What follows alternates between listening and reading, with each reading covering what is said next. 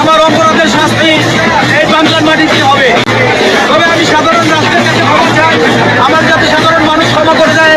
আমি অপরাধী, আমি ওবায়দুর রহমান দলের সাধারণ সম্পাদক ছিলাম।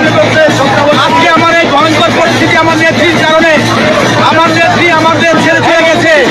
আজকে আমার এই পরিস্থিতি আমার নেত্রী নাই, কিন্তু আমার নেত্রীর বাইরে পাইছে আমারে। আপনার নাম কি? আমার নাম ওবায়দুল কাদের, আমি দলের সাধারণ সম্পাদক ছিলাম। কি অন্যায় করেছেন যার জন্য আপনি আটকে রাখছেন? সেটা আমি বলতে পারবো না কি অন্যায় করছি, সেটা বলে শেষ করতে পারবো না। আমার অন্যায় শেষ নাই। আমি ফাঁসি চাই না, আমি মুক্তি চাই, আমি ফাঁসি আপনি চাই না। কি চাচ্ছেন সরকারের কাছে? সরকারের কাছে আমি ফাঁসি মুক্তি চাই, আমাকে ফাঁসি দেন না। প্রতীকী কারাগারে এই মুহূর্তে আমরা দেখতে পাচ্ছি শাহজাহান খান, ওবায়দুল কাদের, পলক, তারা কিন্তু এই প্রতীকী কেন্দ্র কারাগারে কিন্তু আটক রয়েছেন। এবং আজকে বিপ্লব ও সংহতি দিবস উপলক্ষে যে বিএনপি র্যালি, সেই র্যালিতে এটি কিন্তু আমরা দেখতে পাচ্ছি এবং আমরা আপনাদেরকে দেখানোর চেষ্টা করছি।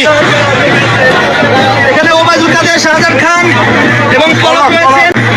ওই পাশে, এই পাশে আমরা দেখতে পাচ্ছি হাসানুল হক ইনু, আনিসুল হক আইনমন্ত্রী এবং রয়ের দালাল, এমনকি কিন্তু দেখা রয়েছে। অর্থাৎ আমরা দেখতে পাচ্ছি ঢাকা কেন্দ্রীয় কারাগার, প্রত্যেকটি কেন্দ্রীয় কারাগারে এই মুহূর্তে 6 জন আটক অবস্থা রয়েছেন। ওবায়দুল কাদের আওয়ামী লীগের সাধারণ সম্পাদক, সাবেক সড়ক পরিবহন সেতুমন্ত্রী ওবায়দুল কাদের, তার যে প্রতীকী কেন্দ্রীয় কারাগারে তাদেরকে রাখা হয়েছে।